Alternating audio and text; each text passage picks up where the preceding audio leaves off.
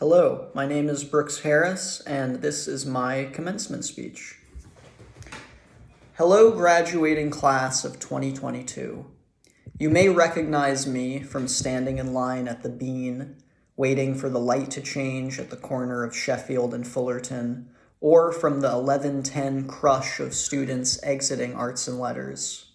If you are not a DePaul student, many of the words I have just said may not mean anything to you, which is okay, since it is my belief that it is the knowledge behind these words that makes someone a member of a community, a local, in this case, a student at DePaul University.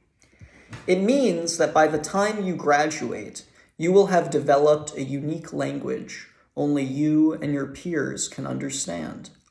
It's the reason that when freshmen say in passing to one another, meet at the stew or study in the sack, they know exactly what they mean.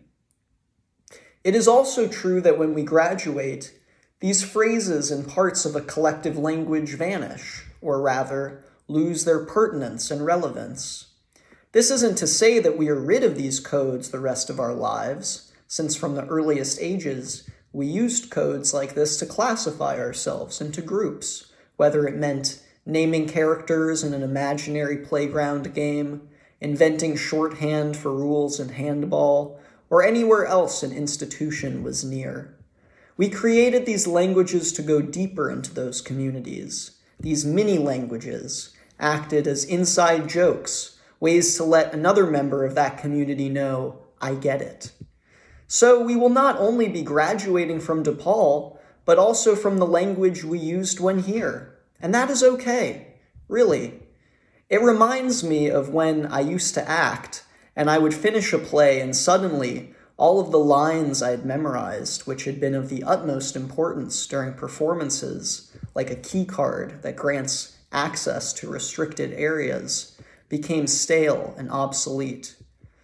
But some days, while waiting for the train or walking down Seminary Avenue, if it is sunny and I have a decent amount of time before class, I'll find myself recalling some lines of dialogue from a play I was in middle school, and in that moment I have returned.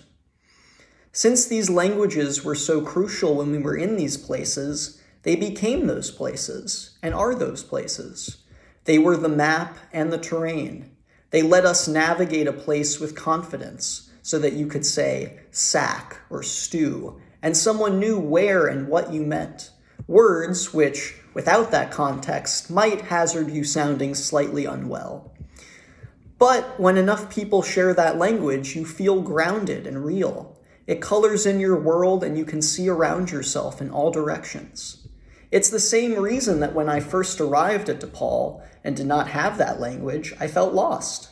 The physical space made sense, and Lincoln Park is certainly no labyrinth. But since I did not yet possess that sense of familiarity shared with others, it did not feel like it was mine yet, not like the way it does now. It is my hope that someday in the future, while waiting for a train or walking down a particularly sunny street, Seminary maybe, I don't know, one of these parts of our language will come back to you, and in that instant, you will have returned.